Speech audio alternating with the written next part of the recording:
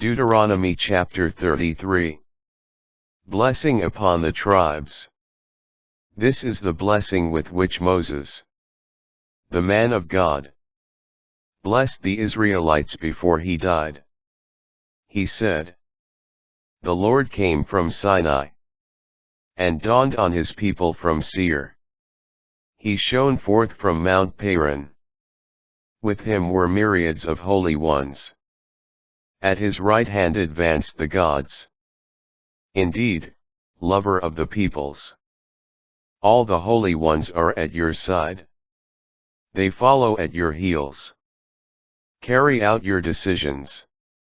Moses charged us with the law, as a possession for the assembly of Jacob. A king arose in Jeshurun, when the chiefs of the people assembled, and the tribes of Israel united. May Reuben live and not die out, but let his numbers be few. Of Judah he said this: "Hear, Lord, the voice of Judah, and bring him to his people. His own hands defend his cause. Be a help against his foes."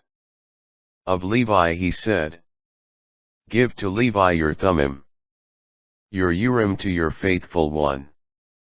Him you tested at Massah, contended against him at the waters of Meribah. He said of his father and mother, I have no regard for them. His brothers he would not acknowledge, and his own children he did not recognize. For they kept your words, and your covenant they upheld. They teach your ordinances to Jacob, your law to Israel. They bring incense to your nostrils, and burnt offerings to your altar. Bless, Lord, his strength. Be pleased with the work of his hands. Crush the loins of his adversaries, and of his foes, that they may not rise." Of Benjamin he said, "The beloved of the Lord. He abides in safety beside him. He shelters him all day long. The beloved abides at his breast."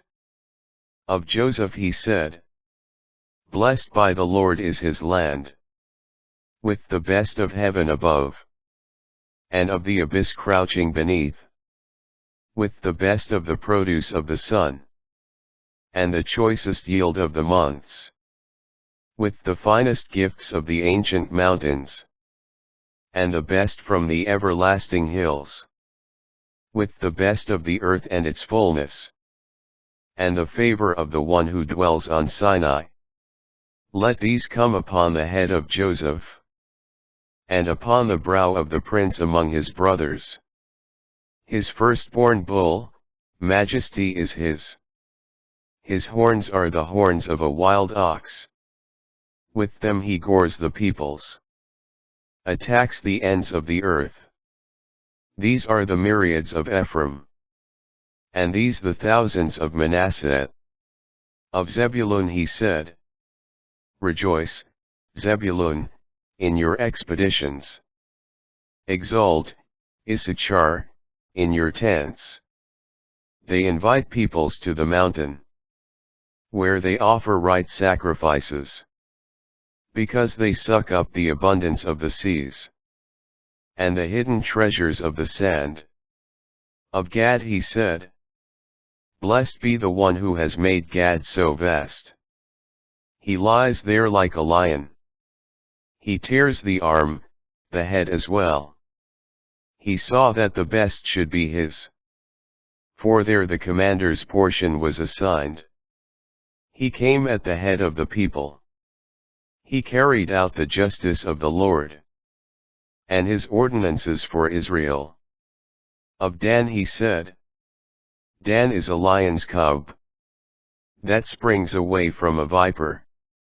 Of Naphtali he said, "Naphtali, abounding with favor, filled with the blessing of the Lord. Take possession of the west and south."